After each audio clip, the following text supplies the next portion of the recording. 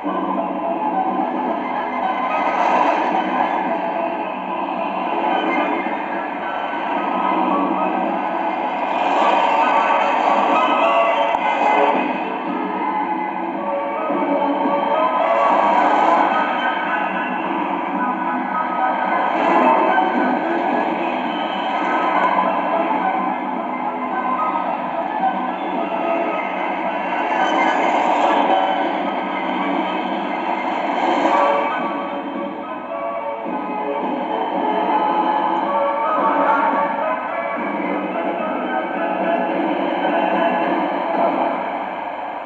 is the Voice of America, Washington, D.C., signing off.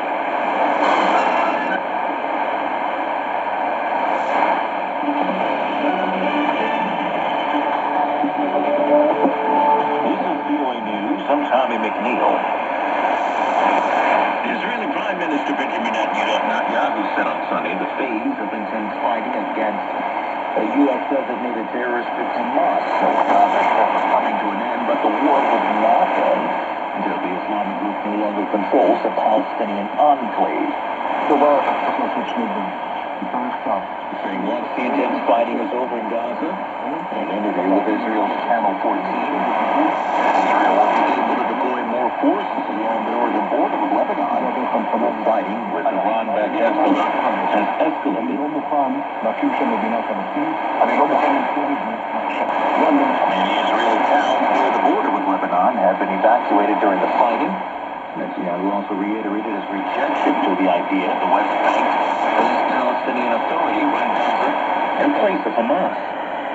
AP correspondent Karen Thomas reports on tensions between Israel and Hezbollah in Lebanon. Thousands of fighters in the Middle East have offered to join Hezbollah in Lebanon in its fight against Israel. According to officials, fighters from Iran-backed groups have said they're ready to join Hezbollah's fight against Israel. The conflict erupts into a full-blown war. While some daily exchanges of fire have been taking place since October last year, the situation has worsened this month. An Israeli airstrike killed a senior Hezbollah military commander in southern Lebanon. Hezbollah retaliated by firing hundreds of rockets and explosive drones into northern Israel. A fire likely sparked by exploding lithium batteries has swept through a manufacturing factory near South Korea's capital, killing at least 22, mostly Chinese migrant workers and injuring 8.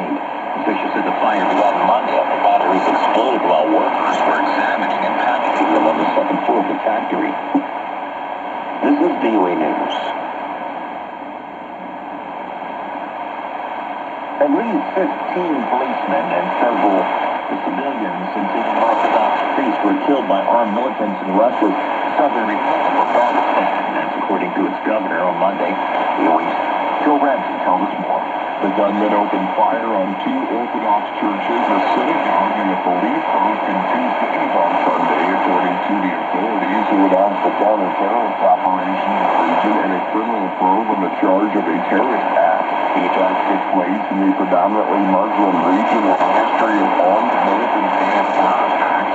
The governor says 6 of what he called bandits were liquidated. Monday, Tuesday, and Wednesday were declared days of mourning in the region. Joe Ramsey, VOA News.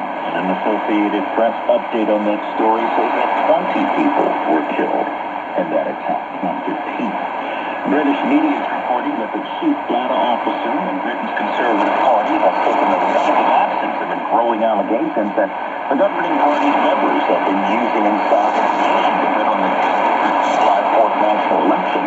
The Sunday Times and others reported that Mr. Mason is the 4th Conservative official to be investigated by the UK's Gambling Commission for allegedly betting on the timing of the election before the date had actually been announced.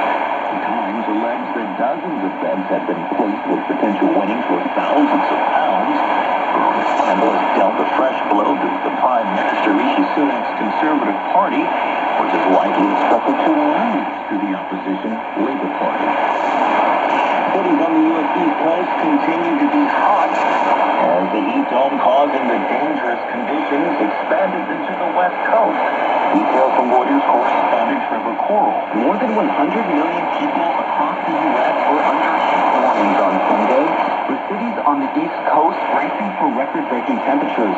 And while excessive heat is causing problems in many states, a Masses are contending with flooding. And in New Mexico, officials are responding to multiple weather events, including a dust storm, flooding, and 2 wildfires. Research shows climate change is driving the dangerous heat waves across the northern hemisphere this week and will continue to deliver dangerous weather for decades to come. That heat has had a global impact. One example is that talking about the Hajj pilgrimage, where more than 1,300 people said to God after facing soaring temperatures at the Islamic holy site in Saudi Arabia. Saudi health minister said 83% of the fatalities were among unauthorized pilgrims who walk long distances in soaring temperatures. Egyptian officials said more than 660 were dead as from Egypt.